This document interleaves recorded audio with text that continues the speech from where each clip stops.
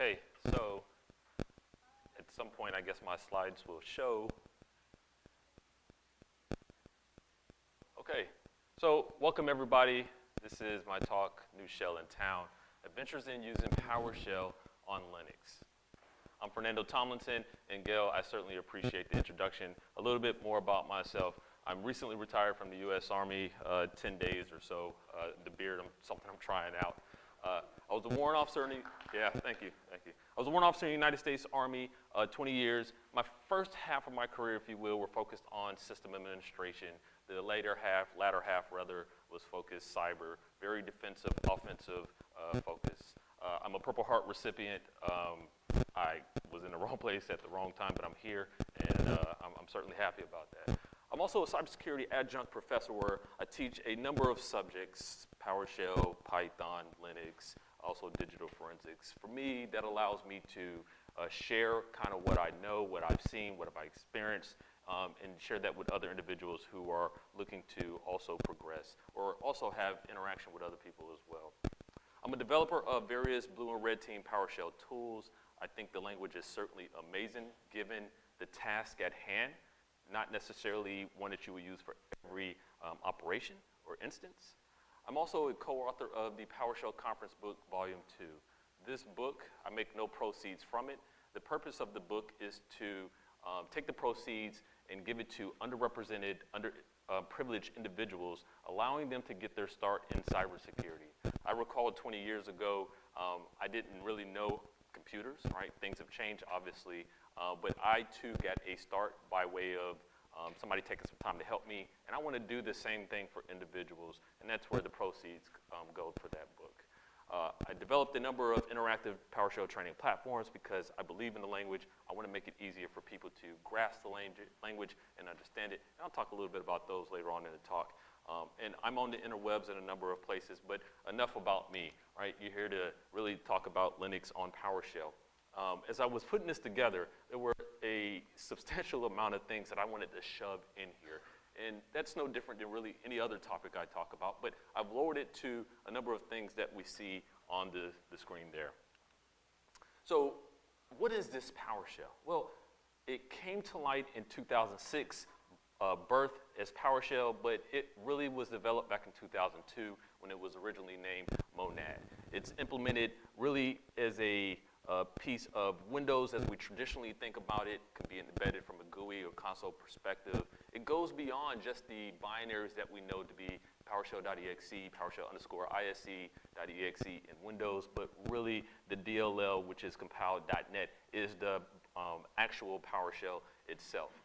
It's a scripting language. I like to definitely say object-oriented in nature. What makes it great is we're piping actual objects as opposed to raw text. So as I talk a little bit more about Linux, if you're a Linux person in here, you know to get particular data sets within an output, you might be sed, awking, cutting, or cut, awk, sed, right? Some variation of it, trying to get particularly what you want. But in PowerShell, we can convert those things to objects. We can get exactly what we want when we need it in a very timely fashion.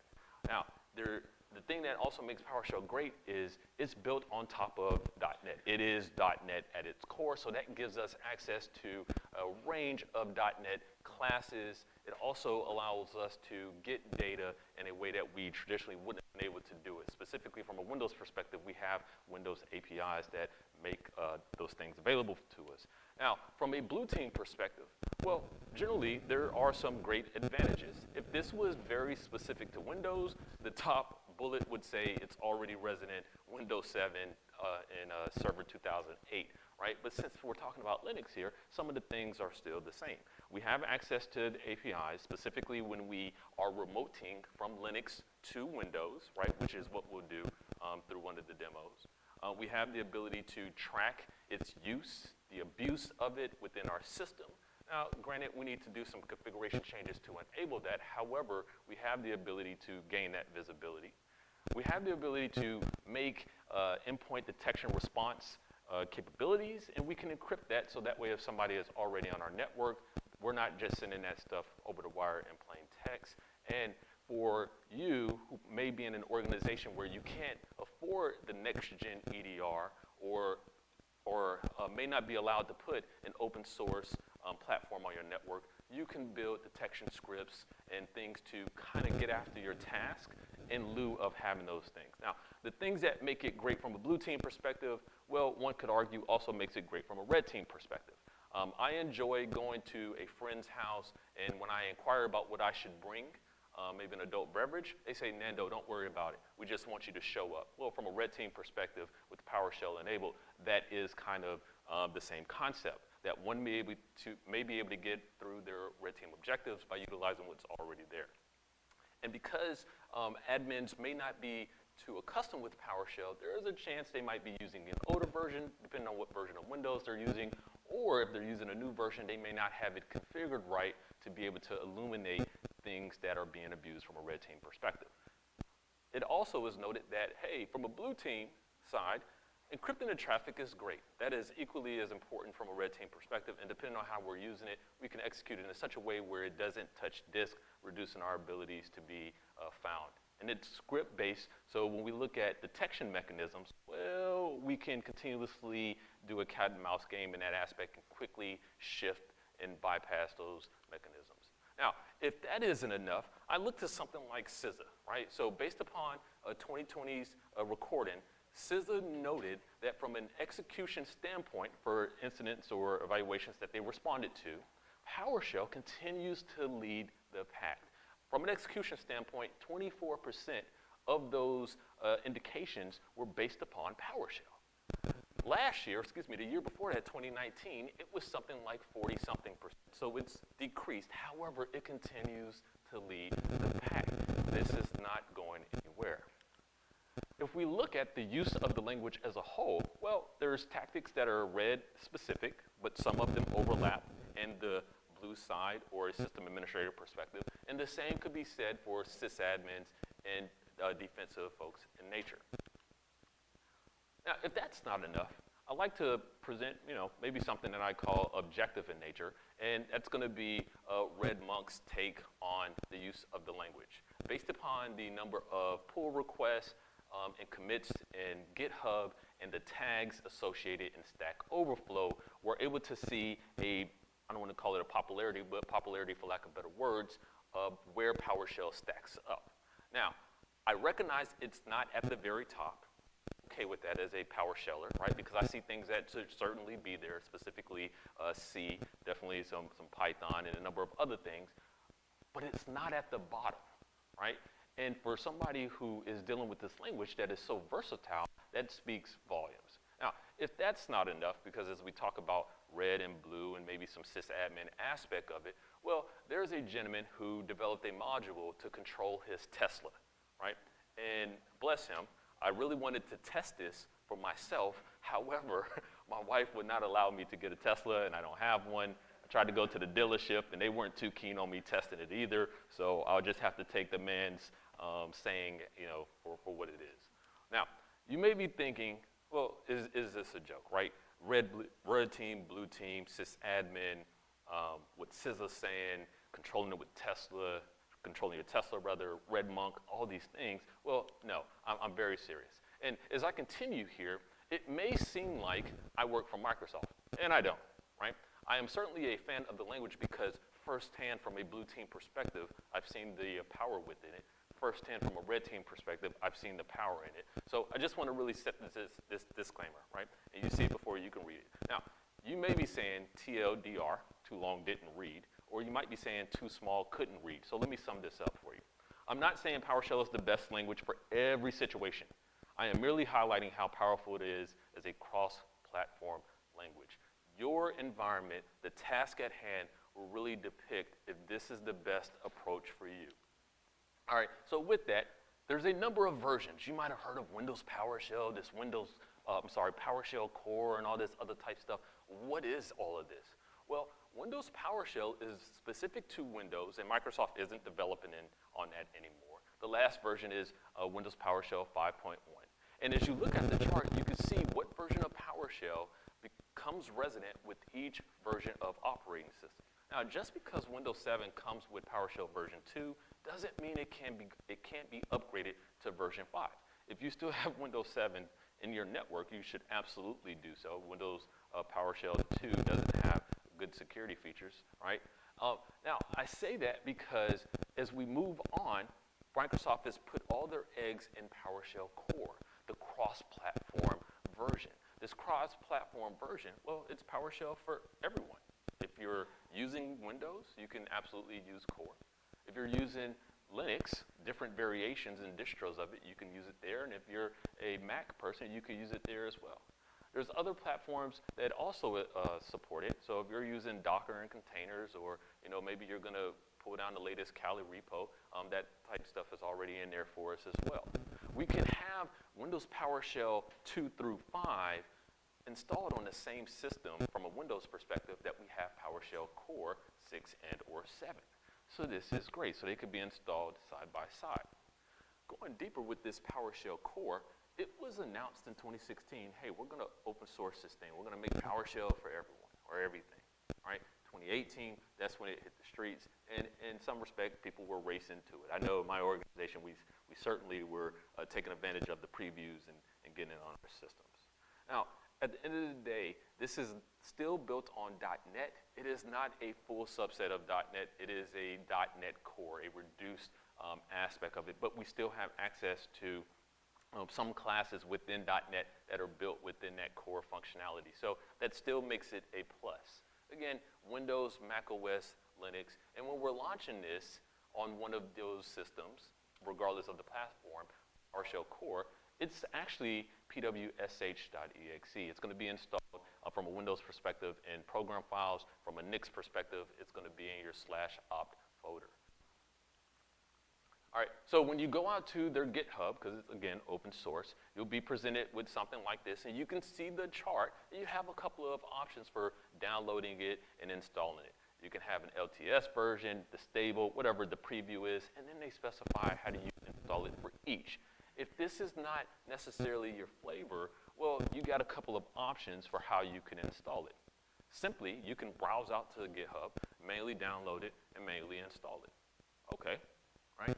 If you're in cyber, you may be a little lazy when it comes to the keyboard. I'm guilty of that, right? If I have to do something more than one time, or if I can automate it, I certainly want to do that.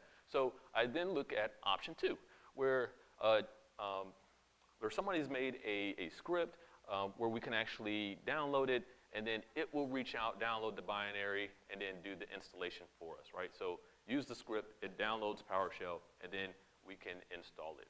That's a manual thing. Or there's another one-liner that not only downloads PowerShell, it also installs it, but then we have the ability to install VS Code and a number of other things with it, right? So if you're using PowerShell Core, you're going to need an editor. You might be one of these hardcore folks where it's like, no, VI or Vim till I die. Okay, right? That's still an option for you. But you might want to use VS Code. We can do that as well.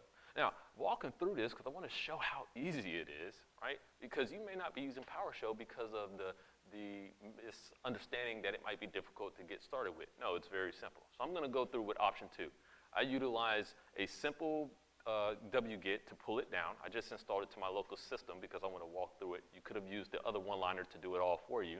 And then once I have it downloaded, I'm going to run my install PowerShell.sh, right? I would have chmoded and changed the permissions to make it executable, but you got that. Now, within that script, as I look at it, I see a number of switches. Those switches enable me to install VS Code, also install the PowerShell extension as well. That's going to help my user experience when I'm within that IDE. Now, once I'm there, right, I've already looked at the script, seen those switches. Now I'm just going to execute the script. I'm saying install the IDE with it. It's going to go through all the checks associated with it, install, and actually, download and actually install it for me. Now, as I talk about VS Code, because it kind of goes hand in hand, any editor would suffice, right? So when you're traditionally on a Linux box, if you're not using VS Code, you might be using VI, you might be using Vim, right? Some of us might be using gedit or mousepad. Look, this is not a place in which I'm judging you. However, what I am saying is an editor is an editor, and whatever works for you works. If you're using VS Code, the PowerShell extension, well, you get some things that you might be used to from a Windows PowerShell perspective when you're using the ISE. IntelliSense, right? Brace matching, all the great things that we don't necessarily want to have to think about when we're actually developing. We just want to work in a seamless environment. Now, when we look at executing commands within PowerShell, I mentioned pwsh is the binary within Linux for us to, is PowerShell within Linux. So we can execute pwsh and drop down into an interactive session within PowerShell, right? Or we can just call upon said binary and then give it a switch of command and execute a command.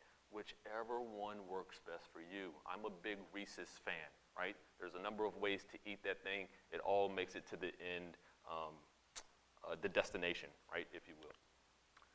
Now, being a huge PowerShell fan, when I moved over to Linux and Mac with it, I was like, this is great. I'm going to do all these great things that I already know how to do in Windows. Maybe I'll die down some of my Python and just kind of focus here. Here's a couple of gotchas for now. And they may not be gotchas in the long term. One of them is, guess what? PowerShell, specifically when you think about Windows, but PowerShell as well, is not case sensitive. But Linux is still case sensitive, right? So it's not case sensitive until it is. Specifically, as an example, when we're trying to browse part of the directory structure, right? Desktop downloads, that's going to be uppercase. So we need to be cognizant of that. If we would have started on the Windows side specifically with it, we would have certainly gotten used to just typing it as is. PowerShell from a Windows perspective in our alias drive had a number of aliases that made it easy for us to get started with the language. For example, you jumped on PowerShell on Windows and you're like, I came from Linux. I want to be able to read a file. Well, you just type in cat. That alias of cat was really tied back to get content in Windows. So while that got you started using PowerShell in Windows, you now move over to Linux, and those aliases may not be there because there are actual commands in Linux. ls is one, for example. ps in Windows PowerShell will give you a process list. ps in Linux still gives you a process list, but not in the same fashion in which get process would do it. Right? So we have to be cognizant of that as well. There are substantially less commandlets in PowerShell core, specifically on my example here, because I use CentOS, than what there is in Windows PowerShell. At the moment, my CentOS shows 274 commandlets. PowerShell Core 7 on a Windows machine shows 5,040, and my Windows PowerShell 5.1 shows roughly 5,200. All right? Some of them you may not even be missing. Some of them you will absolutely recognize they are gone. Right? So now that Microsoft has moved away from developing specifically on Windows PowerShell for the Windows operating system and now are opening their aperture, right, it's going to take a little bit of time for those things to catch up. We also have to be cognizant that the Windows operating system is significantly different than some of these other operating systems, so some of them may not ever be there. A great feature is PowerShell remoting. Right? When we think Windows to Windows PowerShell remoting, right, awesome. We have PowerShell remoting with Linux PowerShell core, but it's executing over SSH. Not a bad thing, just something for us to be cognizant of. And we'll walk through actually doing that and executing commands here in a minute. The bad thing about that is, well, not the bad thing, the thing that we just need to be aware of is we don't have WSMan support, which then leads us to not be able to execute the simple command we may be used to from Windows, enable PS remoting. Yeah, that doesn't exist. So we now have to be in such a place where we need to not only enable PowerShell remoting, but we need to configure it. So since it's using SSH, we now need to have an SSH server and client. And then we need to go into the SSH config, and we need to allow it, but then we have to specify that as connections come in that are for PowerShell, they need to be sent down to the subsystem, which is then PowerShell. So it's almost like a broker, if you will. But it seamlessly works once configured right. If you're like me, well, you might like Windows Management Instrumentation or SIMS, Common Information Model, right? But in Linux, we don't have that right now. There is a project to get after a long-term solution, being open management infrastructure, which which is going to give us that management information that we are used to, maybe from an admin perspective, or one that you are able to leverage from a defense perspective, or one that you're able to certainly take advantage of and abuse from an offense perspective. But right now, we don't have that. So that's that kind of hurt a little bit, but something to be aware of. Commands can be blended. So I can take my PowerShell pure commandlets and I can pipe them to resident commands within Linux. So I can blend those together, right? Now, you may want to be cognizant of kind of what you're trying to get after and output, but nonetheless, we can absolutely do that.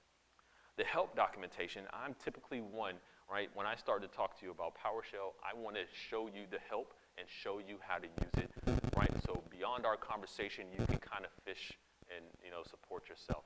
The help documentation from a PowerShell core perspective is a work in progress. As we recognize there's substantially less commandlets in PowerShell core, a lot of the commandlets still kind of speak towards how do you do it from a Windows perspective. So it's a work in progress, right? But nonetheless, the help is generally good. I found great use of out grid view in Windows PowerShell, right? The visual Excel-like pop-out that allowed me to do some parsing and analysis in a technical perspective, I loved it, right? That doesn't exist in PowerShell core. So again, something to be cognizant of. We recognize that when we look at hard drives, well, these hard drives in a physical standpoint have sectors on them. And we are able to load an operating system on there that then makes those sectors available to us within our operating system, i.e. the file system, C drive, D drive, E drive, whatever. Well, PowerShell has these drives that seek to do essentially the same thing in some respect. So from a Windows perspective, we have not only the file system map, we have a drive for aliases, variables, functions, certificates, right? If you're hunting expired self-signed certificates or what have you. It also maps the registry, so we can browse the registry almost like we're browsing a file system, and that's great. Now, you may recognize that some of these things don't exist in Linux, and you're correct. And where it doesn't exist in Linux, well, those types of drives don't exist. And looking at it, we see a keen difference between the two. But nonetheless, we still have our drives. We still have the ability to map said drives. We just don't have the things that are common to Windows in our Linux machine, and that makes sense. One of the greatest things Microsoft did in terms of PowerShell was create login features, right? So script block module transaction or transcription rather. Well, those type things still exist from a PowerShell core. They're not on by default. We need to create a config file that actually enables it. So this is going to be an opt Microsoft PowerShell 7 or whatever your version is. The config file is going to sit there, and there's a template that you can download off of Microsoft's sites, or you can just kind of make your own and deploy it. When it logs, and it's very verbose, much like the Windows PowerShell aspect of it, depending on the distro and the flavor, it's going to log in a couple of places. So from a Red Hat perspective, you see it's going to go to messages or secure. From a Debian perspective, syslog or offlog. Now, when I go in there and I start looking at that, I have all kinds of stuff that are mixed in. And I want to be able to separate the specific PowerShell core stuff versus some of the other stuff. So I'll put a link up here to my GitHub where I've gone through and made a script, the parser, to be able to do that so you can see just the PowerShell specific stuff. But it's simple for us to create and enable this login. And really what we need to be cognizant of is once we have that config file, we then just need to restart our PowerShell instance and we are good to go. Parsing logs. Wow, right? Everything is just raw text, if you will, from a text file perspective in Linux. And cool, grep is your best friend if you're just a Linux person. But I want objects, right? I want to be able to grab specific properties. I want to be able to utilize methods associated with said objects. And guess what? PowerShell enables us to be object focused in nature. Either the commandlets are going to enable that, or we can turn this flat text into objects ourselves. And where we have to do that once, right, we work hard up front to be able to reuse it many times. We can now share that parser to be able to actually do that. So I mean, what are the big things? We want to be able to manage this data. We want to be able to manipulate it and store it. The quicker and more easily accessible this type of data is, the more effective we are at problem solving, right? Let's think about this. If I'm red team focused, I want to inundate you with data. I want to bypass your ability to manually process this data. From a blue team perspective, I recognize that I need to make this data, I need to put this data rather in such a format that I can easily understand, digest, and act upon. And this is where the objects come into play.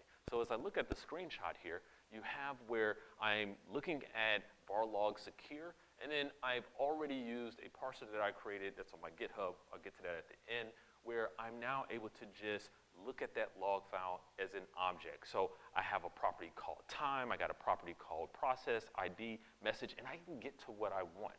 If I want just the process field, well, I can select and return just that process property, right? That is a game changer for us.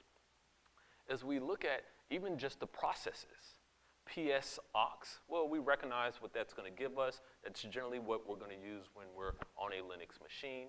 And when we execute get process from PowerShell, well, it has its default presentation of what properties it shows us. But if we wanted to replicate what BSides is showing us versus what get process is, well, we just do what I have before us. When we call upon get process, we select those properties that we want to see, and they present themselves. This isn't here where I'm like, well, I got to cut that, and let me count this and set and awk, and let me change it again. No. I select the property I want to see. That property is returned, right? And I'm able to continuously shape that. And I don't have to think about switches. Is it O? Is it A? Is it big A? What's the property name? All right. Now, leading or following on with that, we've already mentioned kind of how objects are great. And I just want to highlight something as simple as retrieving all PIDs. From a Linux perspective, well, we have a number of switches and methods for us to do it. We could almost take a half a day and go through where everybody comes up with their own way to pull just a PID. Nobody has time for that. Not when I'm chasing an adversary and time is of the essence. So if I'm in PowerShell and I just want the PID, I select the ID and I'm done with it. And I can rinse and repeat that every time. Mentally, that's something easy that I can digest, understand, and act upon, as opposed to me, big A, big O, little o. Let me look at the man pages. Right? From a defensive, maybe offensive perspective, generally everybody is going to want to do some form of a survey. What's in your survey from a day-to-day perspective may be different than what I'm highlighting here. A survey is a survey. I want to get a better understanding of the system so I can then make a decision of what I'm going to do next. And a lot of those things are pretty common in nature. Because they're common in nature, if you're already using PowerShell on Windows, you'll be able to utilize those same commands in this fashion to get that data. It's not, how do I get the process list in Windows, and now how do I get the process list in Linux? I use the same command in both to get that data. A couple things I do want to highlight on are services, install packages, and cron jobs, because at present, PowerShell core in Linux doesn't have a commandlet to do that. So I recognize that's a key task, develop some code, put it out there on my GitHub, because I want to share it with the community. And why are we looking at services? Well, we want to understand processes that are being run. We want to understand when they're being used, what they're actually doing for us. And let's be honest, malware is going to execute one or two places, on disk, in memory. If it's on disk, it's going to execute, and we want to be able to actually eliminate and see that. Now, again, PowerShell doesn't have a built-in method for us to do this, PowerShell core. And as I look at the screenshot, the top one, top right, is just me looking at system control, because I'm in CentOS, and that data just coming to the screen. Blah. I could grep my way through, right, or do some sed, awk, cut, awk, sed, whatever, to get specifically what I need, but instead create a script, and now I get that thing back as an object, and it's in a usable format that an analyst can understand and actually act upon. Same thing with packages. Right? I've already changed this to an object, and now that I have that object, I can specifically filter for what I want. I can look for where, it's just all packages, giving me all the package names. I can look for where the package itself starts with power, right? This is rinse and reuse repeatable. Doesn't matter if I'm on Linux, Mac, or Windows. That is still the same once I have it as an object. Cron jobs, one of the bigger ones, right? So when we think of cron jobs in Linux, the closest thing we might have had to that in Windows is scheduled tasks. I want to be able to see this. I want to be able to understand it, digest it, act upon, because an adversary is going to look for some form of persistence, right? This is pretty simple in nature. But when you look at your cron jobs, right, unless you're looking at them on an everyday basis, you're like, okay, let me see, the third one I think is hour, maybe that's day of the week. What does that one mean again, right? So you create this parser that not only transforms it to an object, but puts it in a usable format for you, the analyst. So you can save time each time and get after your task and objectives. So suspending processes. This was key. I started doing this on a Windows perspective, right? Responding to an incident, something malicious is happening, and it's almost like responding to a bomb, if you will. Well, let's defuse it. Well, hold on. We got to understand what we're doing here, but the time is ticking. So if I'm able to suspend that process to essentially pause the time from ticking, now we can kind of have a conversation about the best way forward without having a next stage kickoff or whatever is actually happening. Bringing that over to a Linux perspective, well, I can use almost the same code. A little bit different from a Windows PowerShell perspective, but the mindset is still the same. So we can suspend and resume said process when and how we want to. This allows us to actually retrieve, ransomware keys, may stop ransomware from actually continuously encrypting a drive if we can catch it at the earlier stages. And depending on what that binary is, we can stop the breaking of critical processes. Right? So let's walk through this and show an example.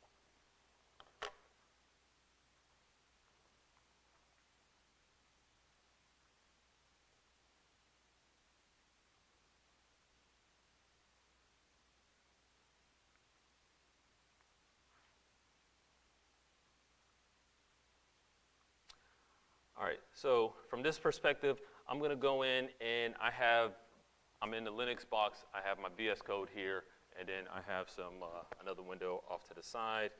I don't need that. So I'm going to come in and I'm going to get the PID, the process ID associated with my PowerShell process on the right. That is the one that I'm going to execute a little script that simply just loops through. It doesn't do anything other than that. All right, so it's looping through. My PID is 56629, so I'm going to come over here and I'm going to execute my code. It takes one parameter, and that parameter is ID. I'll feed it 56629, and we see that on the right hand it's still going, and I'll execute it. I pause that process. It is now in a wait state. It's not taking any more instructions.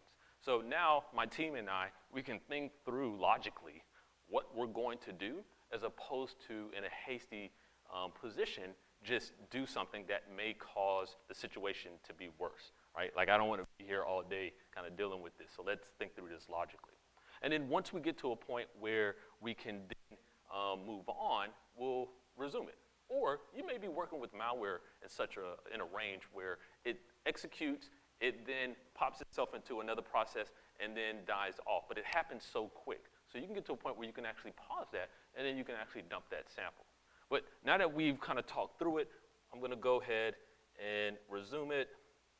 And I just have another function, resume process, that does the inverse, same thing, one parameter, and we're going to feed it our PID.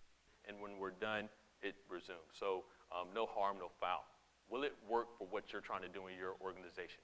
Maybe situational dependent. However, there's been huge benefit in my organization and the jobs or assignments that I've been on where it has.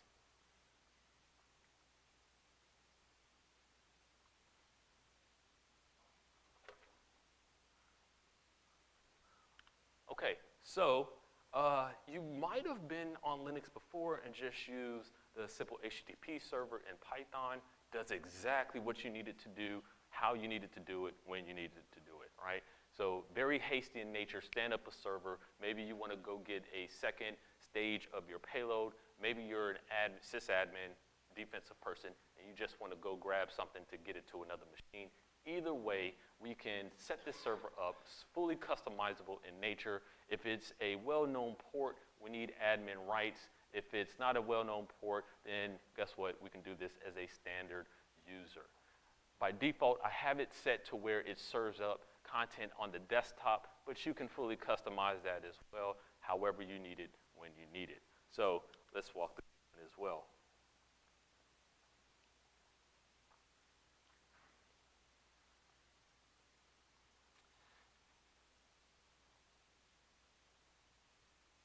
Okay, in this perspective, I'm calling upon the PowerShell program, and I'm going to execute my code.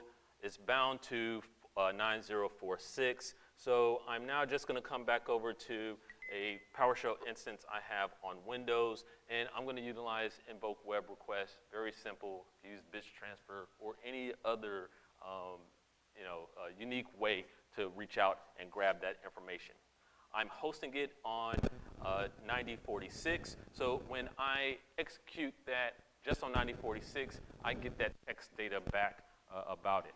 Now, I could get the text data associated with whatever I have on my desktop on that server. In this case, I have a script that's just test PS1. It doesn't necessarily have to be a script. It could be whatever you want it to be. The same thing, I'm going to get that text data back.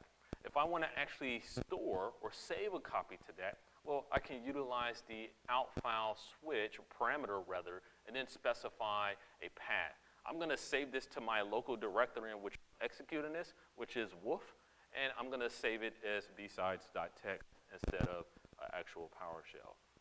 Now, when I do that, well, you guessed it, I get a copy on my local machine, and when I'm done, I just go ahead and tear down that other server. But it's very simple, it's very quick, and it's something like 50 lines of code. Probably could make it a lot less than that if we weren't worried about formatting and trying to make it pretty. But certainly seeing the versatility associated with the language we feel already comfortable with from a Windows perspective, but being able to do it on Linux. If that wasn't enough, web shells, as you can imagine, and as you know, are certainly a big deal. Specifically when I'm hosting content or I have a server that is hosting content. When I look at traffic headed to that server on well-known ports, if you will, don't necessarily cause concern. They certainly don't necessarily stand out. But these web shells can serve as a method of persistence for an actor to be on our system. Well, typically, we're thinking PHP, ASP, .NET, what have you, but let's do this in PowerShell, all right, where we can have this PowerShell script serve this content up for us, customize it the way that we want and how we need it. Now, the one I'm going to display here, it's very simple in nature. You'll navigate out to the path. We'll feed it a subset of the URI and then specify a command that we want. But you can have full-fledged GUI applications just off of this, kind of blending in with whatever else is being served there. And for us to do that, well, it's not as intuitive as it may sound. It, too, is a relatively short amount of code, and we're talking maybe 40 lines of code. So I'm going to come in, and we're going to execute said code.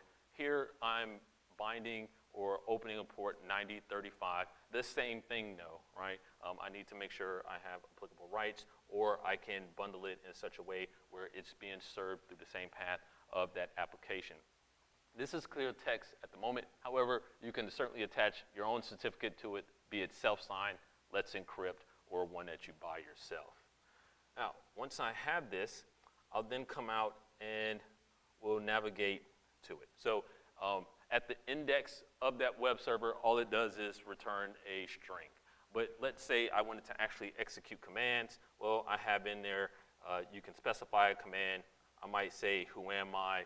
And then it's going to return that information for me. Let's say I want to execute something else, maybe get a process list. Well, we'll get that information back as well. right? We're talking 30, 40 lines. Again, could probably compress it a lot more. The smaller the footprint, the better, as you could imagine.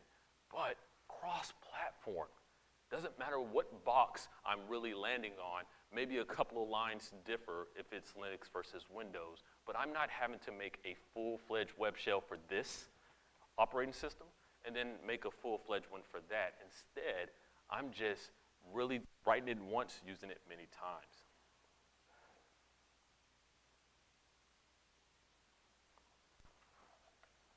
So PS remoting, right? Again, I had mentioned earlier, this is happening over SSH, right? We're going to require PowerShell core or higher, right? We need SSH client and server on both of the systems that are going to be taking place in this.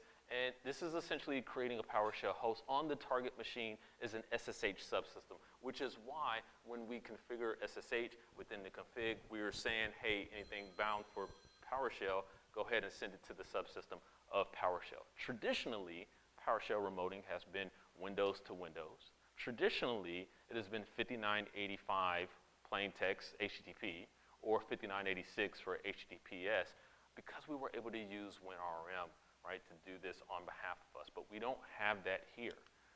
If we look at how it actually operates, well, it's something like this. We have the PowerShell client on both systems.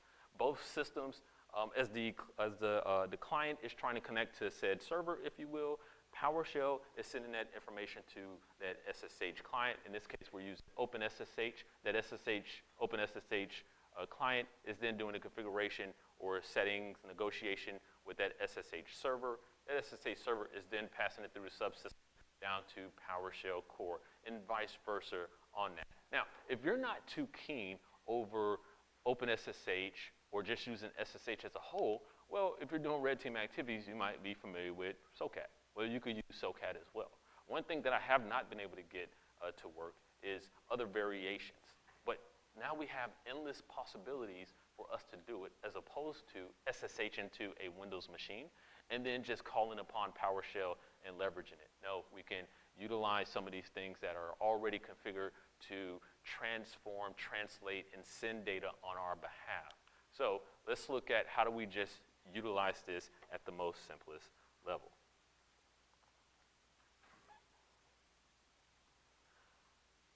Okay, so I'm going to come back in here.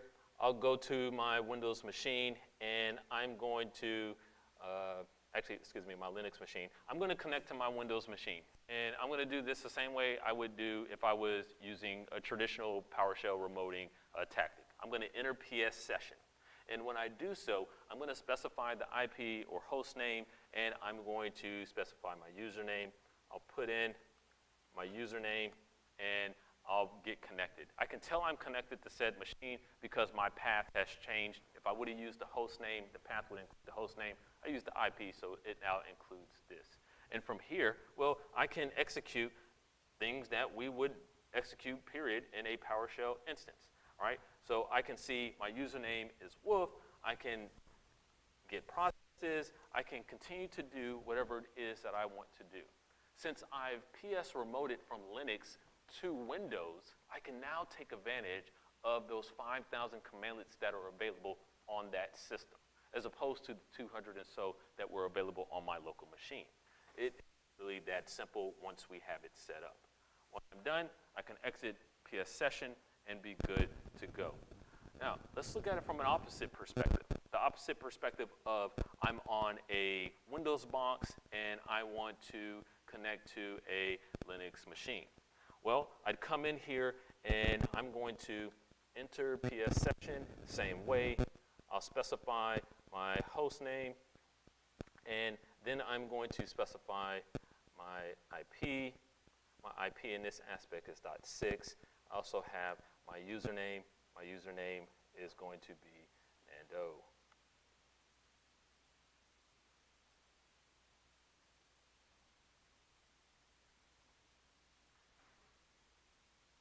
Actually, I have the wrong IP. I said a prayer to the demo gods earlier, and it seemed like they accepted it. I did not.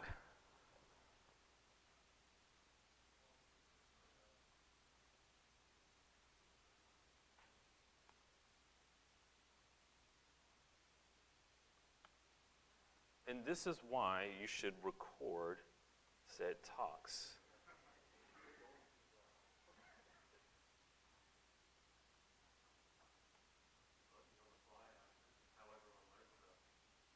Oh, well, you know what?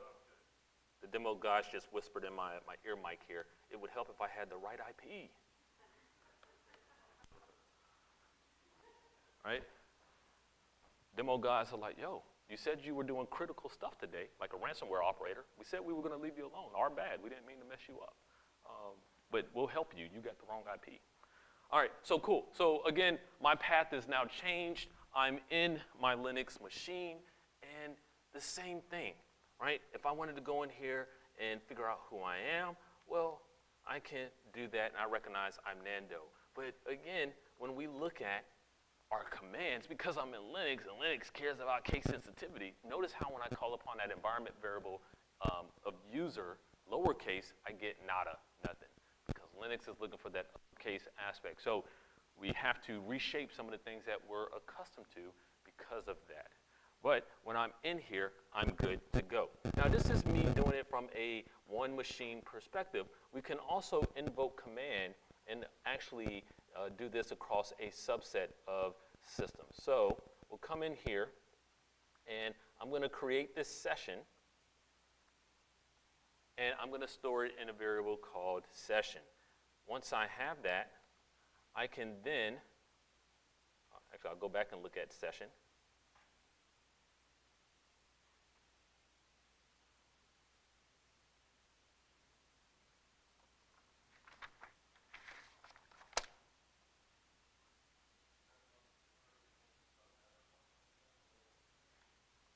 Yes, I could. You could absolutely do that. Now, once I've created that session, I'll go back in and I'll see it's open.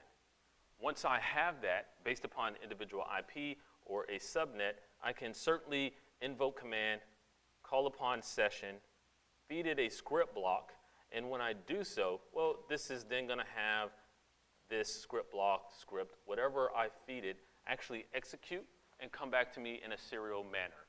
Right now I'm only doing it on one machine, but if I was doing it on multiple machines, there would be a property that would be added for the computer name, so I'd be able to tell what's what.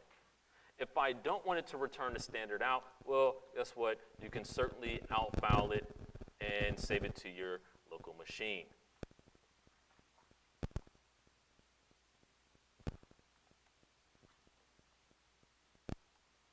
All right, so we're good to go in that aspect. And when I'm completely done with it, I'd be able to remove my session because I don't want it to sit here.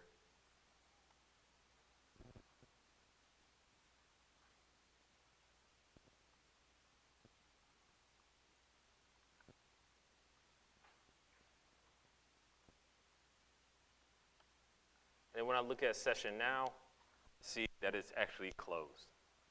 So PowerShell remoting, again, isn't something that we're just going to use from a Windows to Windows perspective. We now have that ability, Linux to Windows, Windows to Linux. Holy crap.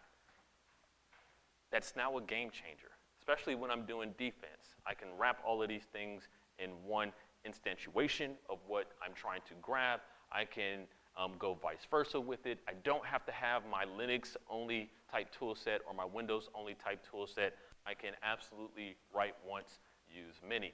That brings us to the benefits of cross-platforms, right? Now, this picture, I couldn't get my wife to take one of me, but that guy represents me, right? Newly retired, I've been wearing a uniform for 20 years, and now I need clothes. Well, I'm not gonna go out and buy clothes for every occasion. I need to be able to buy the least amount of clothes that work for everything, right? So I got my business attire. I got Nando at happy hour attire, right? All in one. That brings us to the benefits of cross-platform, right? Maximum effectiveness. The time as a developer, as an operator, right? It's of the essence. So how do I make the biggest benefit, the hugest benefit of the time that I have? How do I reuse this code? Maybe a good thing, could be a bad thing, but certainly worthwhile of exploring. Uniformity of design, swifter development, and certainly stability, right? Being able to wrap that in all into one. But this isn't new, right? There's been malware that was cross-platform in nature predominantly Go, as you could imagine, right? But malware frameworks, Trojans, crypto miners, remote access, all that stuff. This isn't new. But as we continuously grab hold of this, specifically market share being Windows, Windows PowerShell, and then now being able to attack from a different perspective and take what we use on a market share aspect and leverage it on other networks that we may be concerned with, as opposed to coming from a different angle.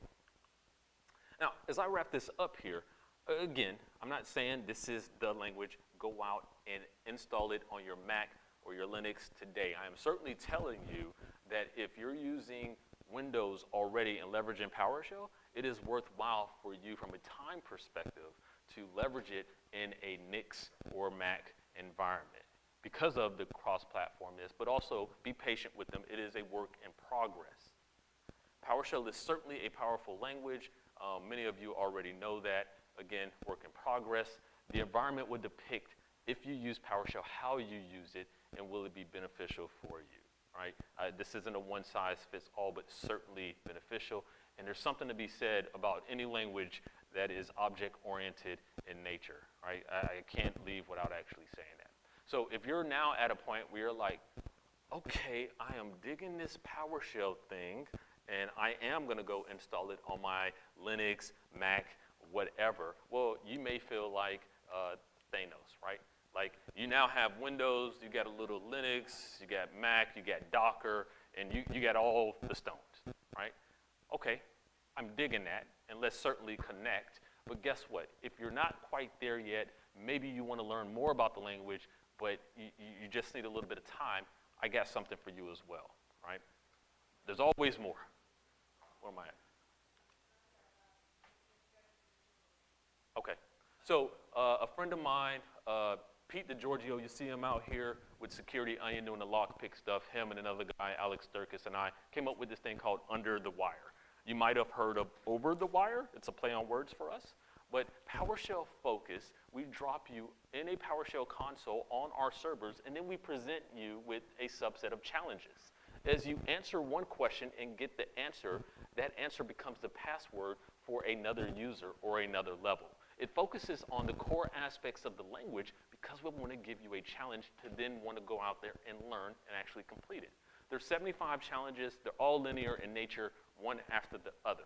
To date, we've had roughly 197,000 plus unique connections from 78 different countries. It's free. We make nothing for it. If you got issues and you're on our Slack, I'm Wired Post, you get me, not some intern or somebody else. Like, I am passionate about the language, and I'm here to certainly have the conversations. If you're beyond that, then I have Posh Hunter for you. 90 challenges, non-linear, focused on offensive and defensive challenges. I give you a virtual machine with all kinds of stuff happening in it, and you're going to utilize the PowerShell language to answer them and then supply that to our scoring server. Now, you may be feeling like, oh, well, you're going to give me a virtual machine. I'm going to use the raw binaries on Windows. I'm using the GUI. Nah. I've already stripped all those things out. So when you boot up, you get a PowerShell console, and you get PowerShell ISC. I want to help you achieve your goals. These are all based upon realistic, first-hand, offensive challenges, defensive challenges, and you can solve them all in PowerShell. So with that, that brings me to the end. If there's any questions, this presentation, if you're interested, will be on my website. Any code that I've talked about here will also be on my GitHub with some other stuff. And there's my real presence on the interwebs, on Twitter. If I speak the language that you speak, or you just want to have a conversation, I'm open, right? You literally are going to get me. You're not going to get anybody else. I would love to have that conversation. If you're interested in gardening tools, that's not my thing, right? I can point you to somebody else, but if you want to talk anything IT side related, that is all me. So I'll pause here for any questions, and then I have questions. Sir, I'll come to you in a minute, young beard man. Sir.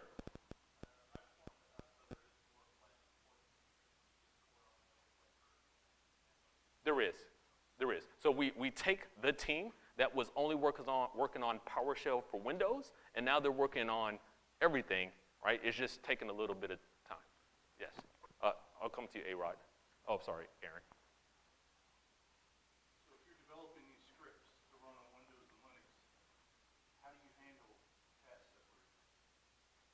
How do you handle what? Well, so yeah, so good question. The question was, how do you handle path separators, delimiters in Windows versus Linux? So the good thing is, when I do it in Windows, doesn't matter if it's forward or backwards, PowerShell and Windows will make sense of it. If that wasn't a concern for me, then I would do some analysis right up front. If this, then do that. If else that, then do that. So you still have to do some logic, right? It isn't just blah, right? You're going to have to add a couple more lines, but with that small separation, you'll be good to go. Hey, Rod.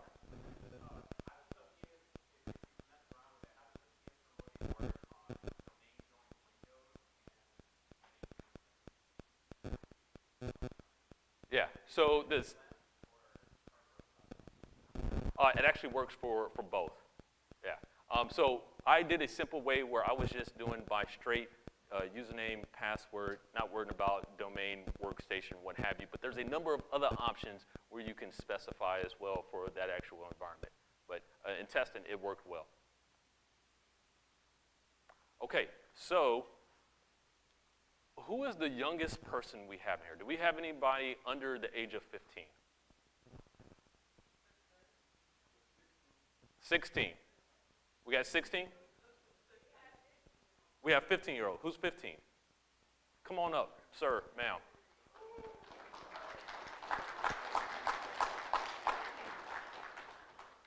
All right.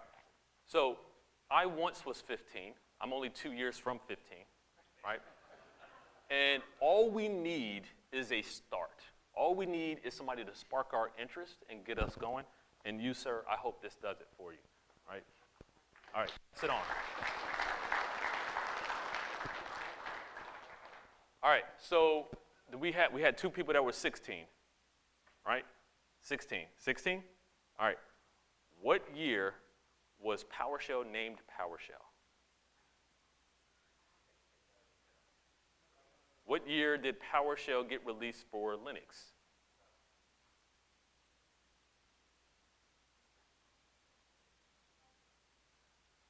Not 2008.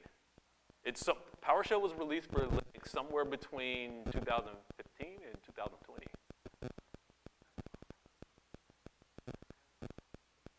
Okay, well, you were the closest. Here you go. It was 2018. You, ma'am, I hope this book serves you well, and I hope you find a love for PowerShell, and when you have that love, pass it on to somebody else, okay? All right, with that, again, I appreciate your time. I'll be hanging out somewhere around here. Let's chat. Thank you.